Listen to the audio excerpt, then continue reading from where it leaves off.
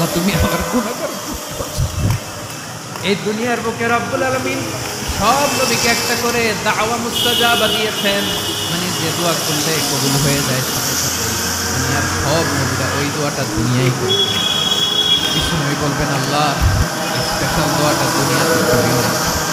আজকে আমি তোমার দরবারে দাঁড়িয়ে কিয়ামতের দিন ওই দোয়াটা করছি। আল্লাহ আমার যে উম্মতের হৃদয়ে যাররা পরিমাণ ঈমান আছে, আমার একটা উম্মতকেও তুমি জাহান্নামে ঢোকাতে পারবা।